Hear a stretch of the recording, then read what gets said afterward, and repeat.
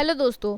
हाल ही में वित्त मंत्री निर्मला सीतारमण ने 20 लाख करोड़ के आर्थिक पैकेज की बात की है, जिसमें उन्होंने एमएसएमई को दिया जाएगा ऐसा बताया है। अब हम लोग समझते हैं कि एमएसएमई क्या है, इसके क्या फ़ायदे हैं और सरकार का ध्यान एमएसएमई को बढ़ावा देने पर क्यों है। सबसे पहले तो हम लोग ये जानते हैं कि एमएसएमई का फुल फॉर्म क्या होता है। तो एमएसएमई का फुल फॉर्म है micro, small and medium enterprises. MSME के तरह ही लार्ज एंड हैवी इंटरप्राइजेज भी होते हैं। जैसा कि दूसरे पंचवर्षीय योजना में हैवी इंटरप्राइजेज को जगह दी गई थी, लेकिन इसके बारे में हम लोग डिटेल से बाद में जानेंगे। फिलहाल हम लोग एमएसएमई के बारे में जानते हैं। तो सबसे पहले तो हम लोग ये जानते हैं कि एमएसएमई के तहत कितने प्रकार के उद्योग धंधे या फिर प्रोडक्ट्स आते हैं। तो एमएसएमई के तहत पूरे 6500 प्रोडक्ट्स आते हैं, जिसमें से मैंने कुछ शॉर्टलिस्ट किए हैं, जैसे कि कुकीज़ बनाना, बिस्किट बनाना, टॉफ़ी बनाना। अब देखिए, पार्ले कंपनी की शुरुआत भी ऐसे ही हुई थी, यानी कि पार्ले कंपनी भी एक लघु उद्योग था, एक माइक्रो उद्योग था, जो आज इतना बड़ा बन चुका है। हर्बल साबुन बनाना, तेल बनाना, घरों में इस्तेमाल किया जाने वाला कूलर बनाना, फैंसी ज्वेलरीज है, सैलून का सामान है, कॉस्मेटिक्स का सामान है, कपड़े बनाना, चमड़े का बैग बनाना। तो ये सारी चीज़ें जो आती हैं ये लघु उद्योग में आती हैं, एमएसएमई के अंतर्गत आती हैं। अब हम लोग जानते हैं कि सरकार एमएसएमई को इतना इम्पोर्टेंस क्यों दे रही है, एमएसएमई का ऐसा क्या इम्पोर्टेंस है और देश के हित में ये क्या रोल निभाता है। तो जो सबसे पहला इम्पोर्टेंस है एमएसएमई का, वो है रोजगार। तो एमएसएमई देश में 45% लोगों को रोजगार देता है, यानी कि देश के 45% लोग, 45% लोग एमएसएमई पर डिपेंड करते हैं। यदि एमएसएमई थोड़ा भी लो होता है तो ये देश की आर्थिक व्यवस्था के लिए बहुत बड़ा संकट होगा। दूसरा इम्पॉर्टेंट रोल है एमएसएमई का एक्सपोर्ट, यानी कि निर्यात। तो जितने भी सामान इंडिया से बाहर विदेशों में बेचे जाते हैं, उसमें से 50% सामान एमएसएमई एक्सपोर्ट करता है, यानी कि निर्यात करता है। तो यहाँ भी देश की अर्थव्यवस्था में एमएसएमई 50% का 50-50 का रोल निभा रहा है, क्योंकि जितना सामान देश से बाहर जाएगा उतनी ही विदेशी मुद्राएं देश में आएंगी। तीसरा है उद्योग। देश में जितने भी उद्योग धंधे हैं उसमें से 90% हिस्सा एमएसएमई के द्वारा दिया जाता है। 10% हिस्सा ही लार्ज इंडस्ट्री और हैवी इंडस्ट्रीज़ का होता है। जो 90% हिस्सा है वो एमएसएमई यानी कि लघु और कुटीर उद्योग का है। चौथा है प्रोडक्ट की टोटल लिस्ट। तो मैंने आपको बताया है कि टोटल प्रोडक्ट्स जो एमएसएमई के तहत बनाए जाते हैं वो है 6500। और जो पांचवा इम्पॉर्टेंट रोल है एमएसएमई का, ये है जीडीपी का 10% हिस्सा। तो एमएसएमई देश की जीडीपी का 10% हिस्सा कंट्रोल करके रखता है।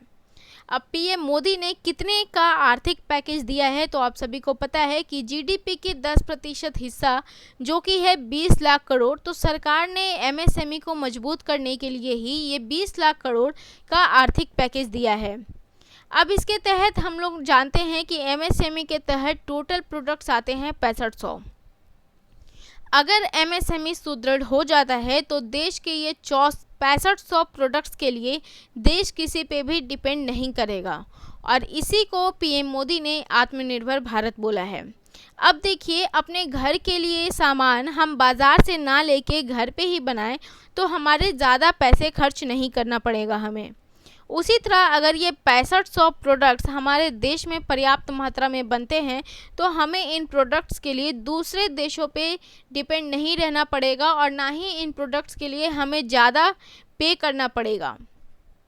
जब ये 6500 प्रोडक्ट्स देश के बाहर जाएंगे तो विदेशी पैसे भी देश में आएंगे।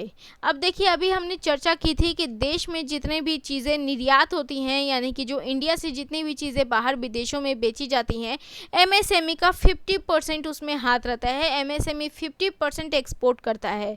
तो यहाँ पे हम लोग जब देखते हैं कि ये 6500 प्रोडक्ट्स जब देश में बनाए जाएंगे तो ये 6500 प्रोडक्ट्स देश के बाहर जाएंगे, तो ये भी इकोनॉमी को बूस्ट करने में काफ़ी मदद करेगा। और ये तभी होगा जब हम लोग लोकल को वोकल करेंगे। और इसी को सुदृढ़ करने के लिए पीएम मोदी ने टोटल जीडीपी का 10% हिस्सा एमएसएमई को दिया है। अब इसका एक एग्जाम्पल ही ले लेते हैं हम लोग जो एकदम रिसेंट का है।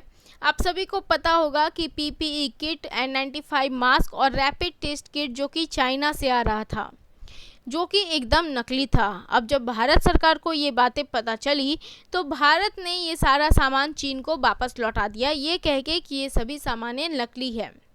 अब चीन को इस बात पे गुस्सा आया और चीन ने एक तंज कसा कि तुमने हमारा सामान तो हमें वापस दे दिया है, लेकिन तुम इतने कैपेबल नहीं हो कि तुम ये सारे सामान को अपने देश में प्रोड्यूस कर पाओगे, अपने देश में ला पाओगे। तो अब देखिए एमएसएमई ने भी यहाँ पे अपना कमाल दिखा दिया और आज प्रतिदिन 2 lakh PPE kit, 2 lakh N95 mask और 2 लाख रैपिड टेस्ट किट हमारे देश में बन रहे हैं और इसे 2 लाख से बढ़ाकर 4 लाख करने की कोशिश भी की जा रही है।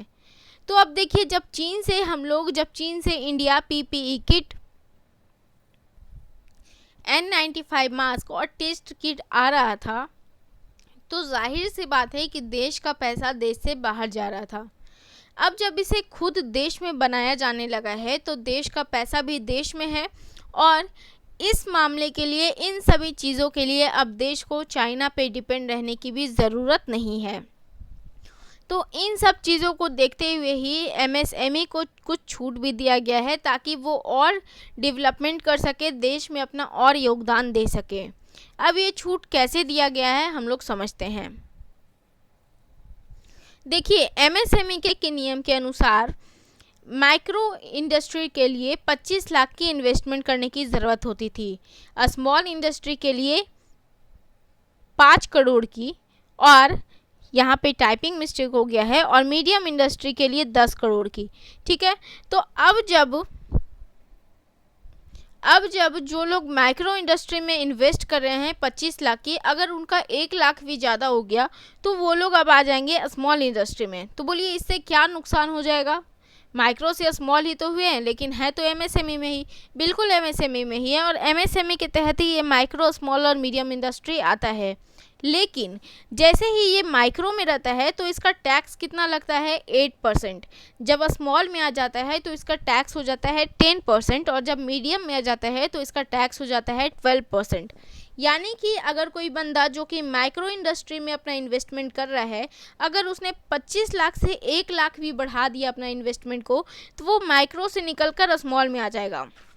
ठीक है, अब मैक्रो से निकल के स्मॉल में आ गया सिर्फ 1 लाख के कारण, लेकिन उसका तो टैक्स ज़्यादा चला जाएगा, 2% उसका एक्स्ट्रा टैक्स चला जाएगा।